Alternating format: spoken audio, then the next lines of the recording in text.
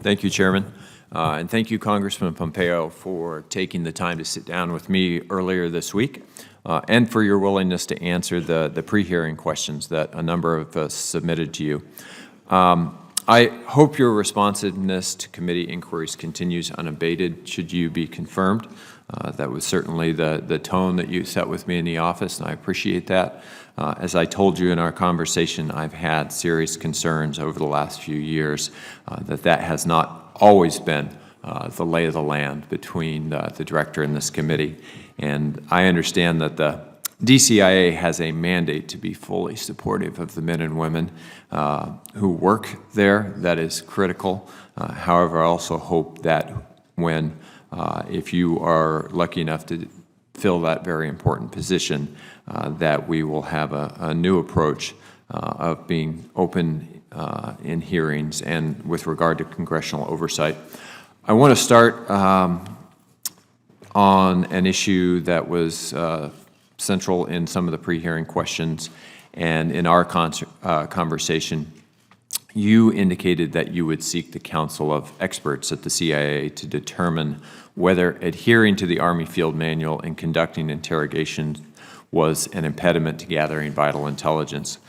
You've been supportive of the use of enhanced interrogation techniques in the past, saying back in September of 2014 that President Obama has continually refused to take the war on radical Islamic terrorism seriously and cited ending our interrogation program in 2009 as an example. Can you commit to this committee that under current law, which limits interrogation to the Army Field Manual, that you will comply with that law and that the CIA is out of the enhanced interrogation business? Yes, you have my full commitment to that, Senator Heinrich. Thank you. Let me jump to another issue. Senator Wyden had touched on this earlier, but I want to follow up a little bit.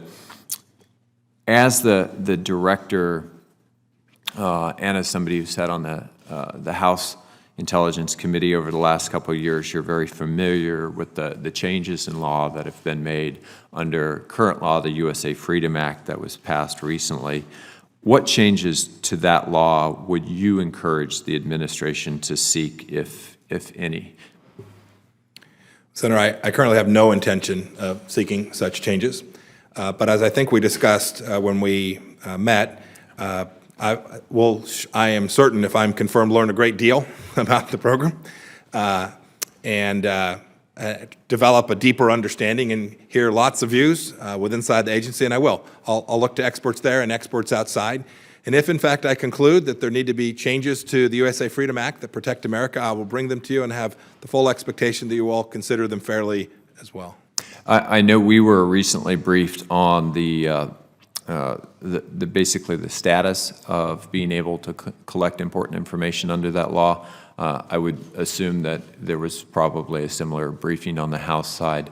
Were you a part of that, and do you feel like, at least with what you know today, that the surveillance that needs to be done is happening under that structure while protecting innocent Americans from unnecessary intrusion?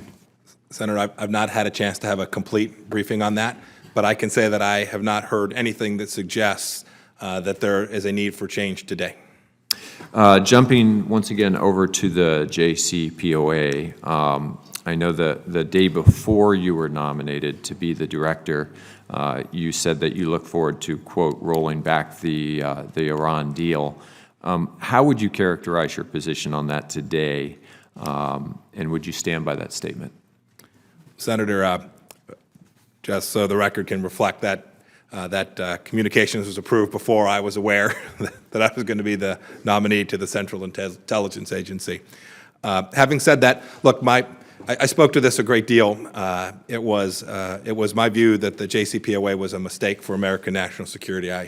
I believed that. But it's also the case that after that I came to the understanding that that was the arrangement this president thought was in the best interest of America, and I worked to make sure that it was fully implemented. And now, if I'm confirmed, I'll continue to do that in my role as the director of the CIA. I will endeavor to provide straight information to you all about the progress that the JCPO has made towards reducing the threat from Iranian nuclear activity, and share with you when that's not happening as well. Thank you, Congressman.